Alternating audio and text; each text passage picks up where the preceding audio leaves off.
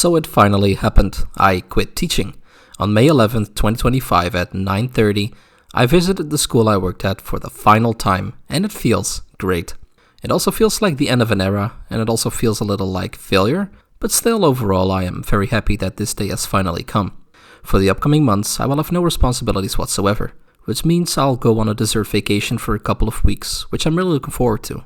And after that, well, it's time to study full-stack web development, of course. In episode 2 I set out to do this, and I'm going to keep my word. But let's not get ahead of ourselves and start at the beginning. Like I said, on May 11, 2025, I got up and realized that today was going to be the final day of me being a high school history teacher. The job that had been draining my energy for years now would come to an abrupt end today, and it felt great, albeit a little weird. I got dressed and booted up my work-assigned laptop. I uninstalled anything that wasn't supposed to be on there, transferred over any files I wanted to keep to a USB stick, and then shut it down. I then collected all of the keys school had provided me with, and also got all of my books that I used to teach classes. I put them all neatly together in a bag and zipped it up. When driving to school, I felt euphoric. I felt like a huge weight was off my shoulders. But when I arrived at school, I felt the same feelings I'd always feel: nervousness and fear. Not because I had to teach classes, but simply because that is the default state I've been operating in for years now. I met up with my manager and exchanged some pleasantries. He wished me good luck with my future endeavors, we shook hands, and I left. I expected to feel really happy when driving back home, but surprisingly I did not. I got a headache instead. I can't really put my finger on it, but something felt off.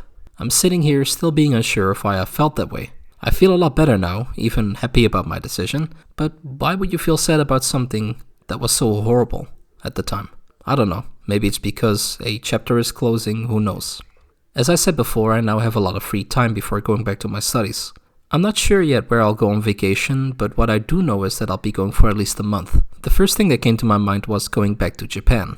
But frankly, I'm not looking forward to sitting in a plane for at least 13 hours. And not just that, but due to all of this reflection I've been doing for these past couple of months, I'm starting to realize that my obsession with Japan and the constant clinging to the wonderful memories I have of that place might not be the most healthy thing in the world. I'm not saying I've let go of my love for Japan, but maybe shifting my attention for a bit could do me some good.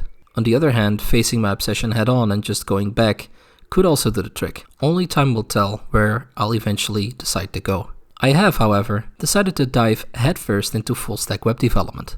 There are several good courses I'm planning on following that are recognized by the European Union, which is something I value.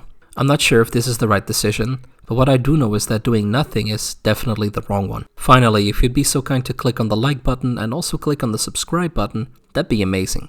Don't forget to click on the little bell when subscribing though, because you won't get notifications to all of my videos otherwise. Thank you for watching.